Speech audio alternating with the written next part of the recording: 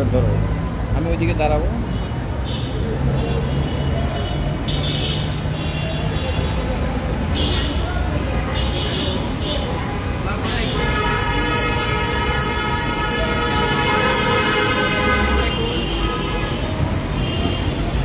আমার ফেসবুক বন্ধু-বান্ধব সহ এবং দেশবাসী সকলকেই আমি সালাম জানাই। হচ্ছে লাইভ। হ্যাঁ হ্যাঁ হচ্ছে তো। ফেসবুক বন্ধু-বান্ধবকে আমি সকলকে ধন্যবাদ জানাই। আমি গাজী ইলিয়াস, ঢাকা বিমানবন্দর রেল স্টেশনের সামনে থেকে ফ্লাইওভারের নিচে থেকে এসেছি। একজন মা মুমূর্ষু অবস্থায় বেশ মাস 2 মাস ধরে এইভাবে পড়ে আছে ধুলোবালির মধ্যে।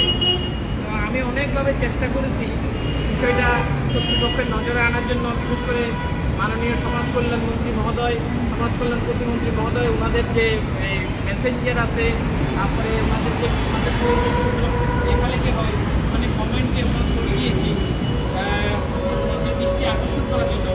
সমাজ কল্যাণ সমাজসেবা অধিদপ্তরে একজন পরিচালকের সাথে কথা বলেও আমি ওনাদের সাথে বিষয়টা অবগত করেছি। তারা একজনের নাম্বার দিয়েছে, কিন্তু ধরে না। পরবর্তীতে আমি ঢাকার ডিসি মহোদয়ের ঢাকা 1 ডিসি 1 যেটা ওটাতে আমি অভিযোগ করে লিখেছি যে মাটাকে উদ্ধার করুন।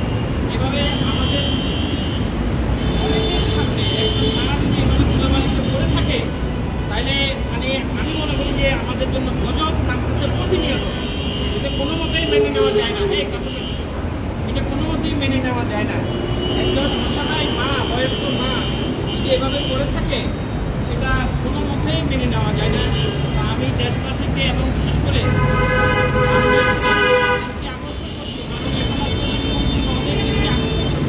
প্রতিমন্ত্রী মহোদয়ের দৃষ্টি আকর্ষণ করছি, এরকম অনেক মা পথঘাটে পড়ে থাকে, তাদেরকে উদ্ধার করুন, তাদেরকে সুস্থ চিকিৎসা, তাদেরকে নিরাপদ সুরক্ষা দিন।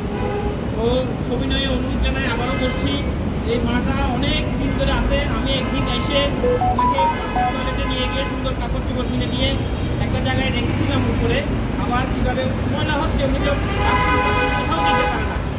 তো এটা বিষয় কিছু না, এটা আমি মনে করি সরকার সহ আমাদের যারা সামর্থ্যবান আছি, আমাদের এটা নৈতিক দায়িত্ব, এবং এই দায়িত্ব যদি পালন না করি তাহলে আল্লাহর গজব অবধারিতভাবে আমাদের উপর পড়বে।